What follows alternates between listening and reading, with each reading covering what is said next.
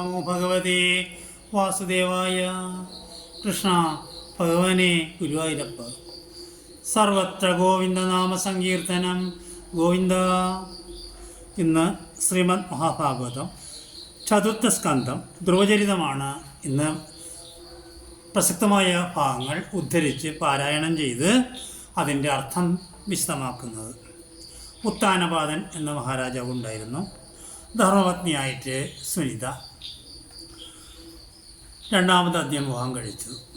സുരുചി. അവർ വളരെ സുന്ദരിയായിരുന്നു. രണ്ടുപേർക്കും ഓരോ ആൺകുട്ടികളുണ്ടായിരുന്നു. സുനിതയ്ക്ക് ധ്രുവൻ. ഏകദേശം രണ്ടുപേരും ഒരേ പ്രായം, 5 വയസ്സ്. ഒരിക്കൽ സുനിതയോടൊപ്പം രസിക്കുന്ന ഉത്താനപാദ മഹാരാജാവിൻ്റെ മടിയിൽ കയറാൻ ധ്രുവൻ ശ്രമിച്ചു. പക്ഷേ സുരുചി വിലക്കി. സുരുചി പറഞ്ഞൊരു കാര്യം ഇതാണ്: എൻ്റെ ഗർഭത്തിലൂടെ നീ പുനർജനിച്ചാൽ നിനക്ക് മഹാരാജാവിൻ്റെ മടിയിൽ ഇരിക്കാം. തള്ളിമാറ്റി. ഇങ്ങനെ ഒരു കാര്യം കൂടി സുരുചി പറഞ്ഞു. നിന്നുള്ളിൽ അതിനാഗ്രഹമെങ്കിലോ ചെന്നു നാരായണൻ തന്നെ ഭജിക്ക നീ. സാക്ഷിഭൂതൻ പദം പങ്കജം മാനസേ ചേർത്തു നിരന്തരം ധ്യാനിച്ചിരിക്ക. സർവാത്മാ ജഗദ്ഗുരു താൻ പ്രസാദിപ്പോളാം. 5 വയസ്സുള്ള കുട്ടിക്ക് അത് നേടാൻ പറ്റില്ല എന്ന് അഹങ്കാരിയായ രണ്ടാനമ്മ വിചാരിച്ചിട്ടുണ്ടാവാം. രണ്ടാനമ്മയല്ല, രണ്ടാമത്തെ ഭാര്യ വിചാരിച്ചിട്ടുണ്ടാവാം. അതാണ് അങ്ങനെ പറഞ്ഞത്. വല്ലാത്ത സങ്കടമായി ധ്രുവന്. അമ്മയോട് വന്ന് പറഞ്ഞു. അമ്മയ്ക്ക് ഇതിനു മുമ്പ് തന്നെ ഭർത്താവ് തന്നെ നിരന്തരം അവഗണിക്കുന്നത് കണ്ട് ദുഃഖിച്ചിരിക്കുന്ന സുനിത പറഞ്ഞു. മകനെ ആശ്വസിപ്പിച്ചു. ഇങ്ങനെ ഒരു കാര്യം മകനോട് പറഞ്ഞു. എല്ലാവർക്കും ആശ്രയമല്ലോ ജഗന്മയൻ, സാക്ഷാൽ മുകുന്ദനെ സേവിച്ചു കൊള്ളുക. ലക്ഷ്മീപതിയമ്മ മുമ്പിലമ്മാറുടൻ പ്രത്യക്ഷനായെഴുന്നള്ളി വേണ്ടും വരം തരും. 5 വയസ്സുള്ള കുട്ടിയോടെയാണ്. കുട്ടി അങ്ങനെ ചെയ്യുമെന്ന് വിചാരിച്ചിട്ടല്ല അമ്മ പറഞ്ഞത്. ഉടൻ തന്നെ അമ്മ ഒരു കാര്യം കൂടി പറഞ്ഞു. സകലം വിസ്മയം, സകല ചരാചരങ്ങളിലും ഭഗവാൻ കുടികൊള്ളുന്നു എന്ന ഭാവന നീ വിചാരിക്കുക. പക്ഷേ അവനൊന്നും കൂടി മുന്നോട്ട് പോയി. അവൻ അപ്പോൾ തന്നെ പുറപ്പെട്ടു. വഴിയിൽ അവൻ്റെ ഭാഗ്യവശാൽ നാരദരെ കണ്ടുമുട്ടി.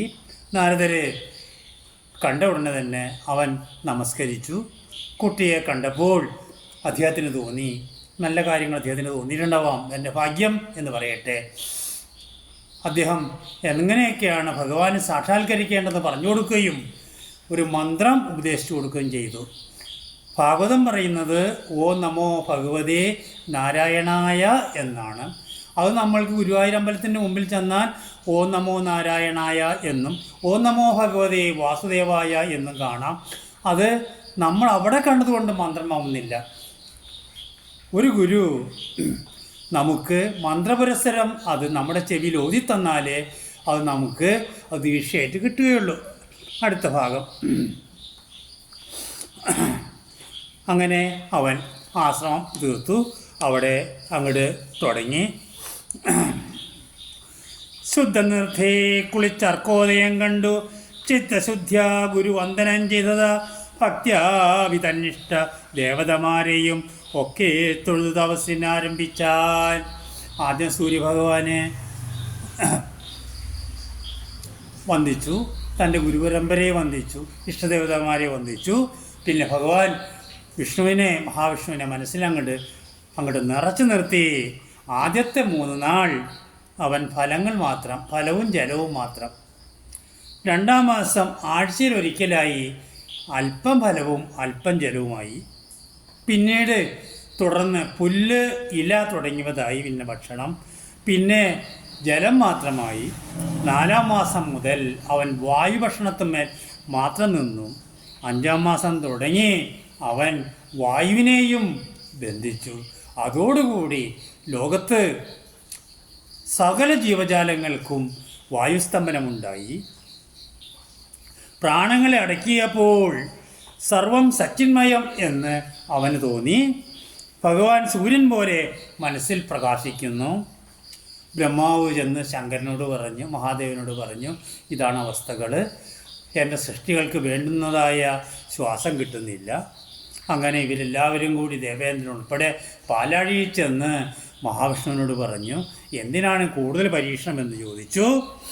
അങ്ങനെ മഹാവിഷ്ണു തൻ്റെ മുമ്പിൽ ഹാജരായി. അപ്പോൾ ഇത്ര നേരം തൻ്റെ ഉള്ളിൽ നിറഞ്ഞ് സകല കോശങ്ങളിലും ജ്വലിച്ചു നിന്ന വിഷ്ണുവിനെ കാണാതായപ്പോഴാണ്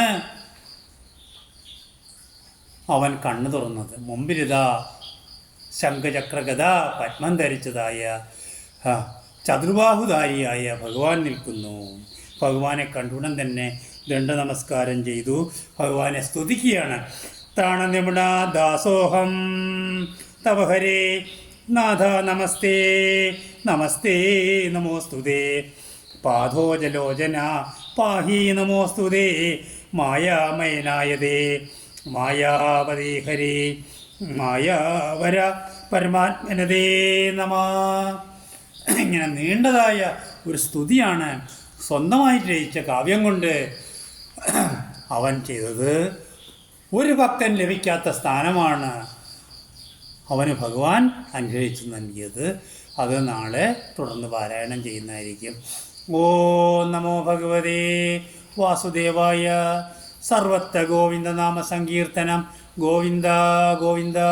കൃഷ്ണ ഭഗവാനെ ഗുരു.